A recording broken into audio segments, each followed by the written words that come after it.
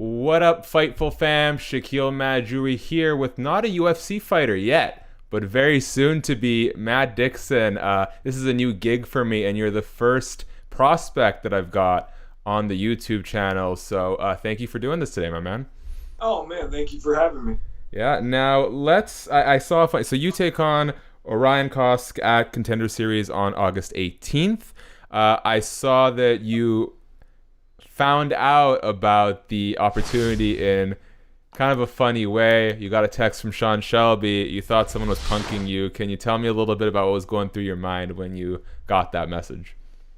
Yeah, it was kind of a crazy situation, I just got the text message, and I honestly was like, man, this must be fake, you know what I mean? Because I've never had any talks with him in person or over the phone or anything like that. And so I was just really surprised by that. And so whenever he sent that text message, I instantly just sent it over to my manager. And then my manager, he texted me right back and told me that it was legit. And so I got pretty excited at that point. But yeah, it was a funny situation. I love that Sean has your contact info. I know he's got your manager's contact info, yet he decides to go straight to you. I hear that kind of story a lot between UFC and WWE, where people are getting texts from Sean, Dana, Vince McMahon. And is that like a common prank to pull on people among gyms and training circles? Honestly, I've never heard of anybody getting pranked like that, but that's where my mind went from the jump. I was just like, man, the first thing that came to my mind was, how did he get my number? So I still don't know to this day exactly how that played out. But I'm sure they're well-connected guys, and so I'm happy they did message me and all that good stuff. So it played out all right. Now, you have been for a number of months, if not longer, one of the top-rated prospects in the welterweight division. I saw you as early as January on Cage Side Press's rankings of top prospects that the UFC should sign. In this fight, it's quite interesting because you guys are both holding undefeated records. You're 9-0. I think he's 6-0. Kind of looking down the resume, arguably this will be the most high-profile fight for both of you guys. What is your mindset when you're going in there against a guy? Because, early in the regional scene, you might fight guys who are journeymen with poor records, or some guys who don't have a whole lot of experience, but now you're fighting someone who has their reps in there and has a strong winning record. What's your mindset going into this battle where someone's going to take an L? Yeah, absolutely. Sorry, my phone's clipping in and out.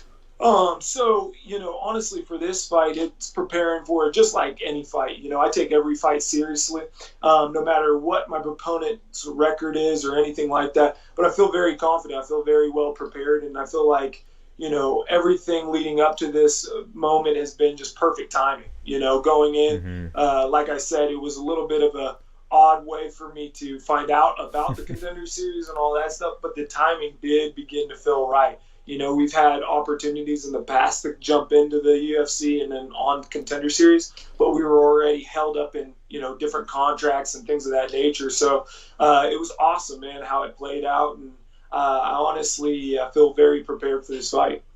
So one thing I hate to see when people are making their UFC debuts are a perfect record with like all first round KOs. I think that's a huge warning sign. You do have a couple of decision wins on your resume. Your opponent does not. What sort of advantage do you think going the distance and getting that sort of exposure gives you? Yeah, I feel like it gives me a big advantage, that experience, I really wouldn't trade it for anything. Going through those fights where I had adversity and going through fights where, I thought the guy was finished and then he came back out of nowhere like a zombie. I mean, those types of things are what you build and grow off of and learn. And so for me personally, I've been in those fights. I've had 5-round fights, you know what I mean? I don't know very many prospects that have had those or been scheduled to have those as well. So, I mean, just the training camps before that, getting prepared for a 5-round fight, all of those different things are things that, I feel like have helped mold me into the MMA fighter that I am today. What I find super interesting about the training side of the MMA industry is there are not a lot of fields of work where you can go in there as an uppercomer or even in some cases a newbie and start putting in rounds with world caliber professionals in your line of work. What do you learn about yourself when you get into the gym and you get to work with the likes of a Mark Munoz? Working with Mark Munoz was great. I mean, the guy I watched growing up, I was a big fan of him. He was the Filipino wrecking machine back in the day. I never knew if I was going to train with him or not. My coach just happened to know him and know him pretty well. And, I was a big fan of his. But working with him, he was able to share a lot of knowledge, a lot of experience, and show me some of the wisdom that he got from all that experience and what he would have done different and all of that stuff. So, yeah, he's definitely a great training partner and a great coach and mentor to have in my corner. Now, I was scrolling through your Instagram, and what I often see with prospects like yourself is training, fights. Sprinkle a girlfriend in there, but like 99% training and fights, which is great, but it leads me to wonder, what's something about yourself that people might not know that you like to do in your personal time? Yeah, that's a really good question. I do a lot of things that people probably wouldn't expect. I honestly like to garden quite a bit. You know what I mean? I like to grow my own food. And so I'm not like a flower gardener or anything like that, but I like to, grow my own food. And, things like that. I also like, obviously, getting outdoors. I love being outdoors, going hiking, going to places that, have amazing nature and things to experience in that aspect, as well as just basic things like paintball. I'm a big fan of paintball and going in and getting my feel of that war, in as well too. I really enjoy those types of things.